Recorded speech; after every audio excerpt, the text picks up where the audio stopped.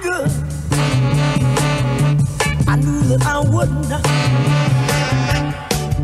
Partner! Yes, partner! Meron ba kayong mga ginawa or nagawa na kayong mga magbabarka? Nagawa? Sino? Ginawa, ano talaga? Nagawa. Meron na ba kayo nagawa ang mga magbabarka? Sorry po, napadami po kasi yung tinira ko mertiolit kanina. Akala ko po kasi passion fruit drink. Wow. Passion fruit drink. Nakaka-take two. Yan. Partner! Yes, partner! Meron na ba kayo ng mga kaibigan ninyo na nagawa, ng mga bata kayo especially, na parang feeling ninyo, munta nga, hindi namin napag-isipan to. Yan, diba? Marami. Oh! Totoo. Talaga ba? Tulad ng... Basta. Tinamad mag-share. Tinamad Hindi, lang. pero totoo, may maraming ganun. May mga ganun na parang hala. Kami yung cutting classes, hindi talaga... na hindi nyo man lang naisip na ano yung pwedeng maging consequence. Correct. At saka yung tinatawag na yung pag-join sa sa mga... mag-shortcut tayo. Pero ang totoo, long cut yung Nang alin? Mag-join sa... May yung mga kunyari, di ba, sa probinsya kasi, paglabas mo ng eskwelahan, come on, join us. Ganon. Daan tayo sa shortcut. Pagpapunta sa... Pabibong, pauwi ng bahay. Yan. Mga pabibong Correct. kaklase na ipapahama ka pala. Akala mo shortcut. Yung papasok na ng hapon, hindi pa kayo nakakauwi ng bahay.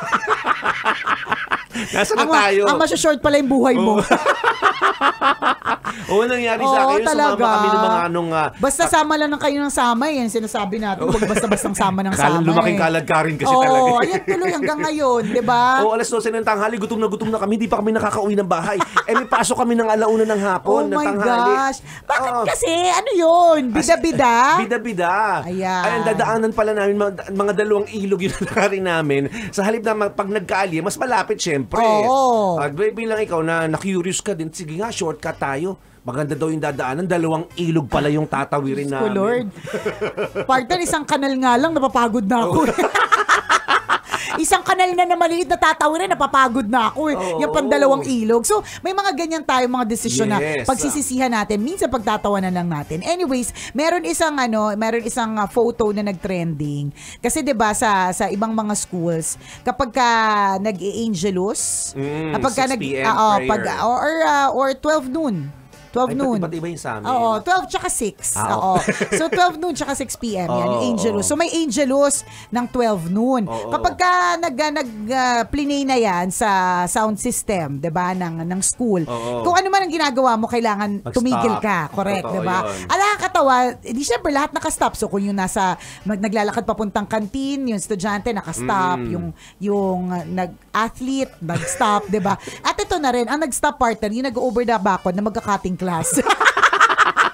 In fairness, bago niya gawin ang kanyang balak na magkating, may kabaitan din namang taglay. Tawang-tawa talaga ako, parang okay, sige, gusto nitong balansihin ang kanyang buhay. May gagawin ako masama, pero bago yan, di ba, magdadasal muna ako. Para nga naman di siya i-judge. Oo, tama nga naman. Lahat ng mga tao, kung may nakita kayong kasamaan, may taglay pa rin kabaitan yan o kabutihan. Yan yung sinasabi natin. Yan ang lesson po, mga kabisyo, di ba? Kahit gaano kasama yan, may taglay na kabutihan yan. Minsan lang hindi halata. Ay nako, maraming salamat sa pagtutok sa amin. The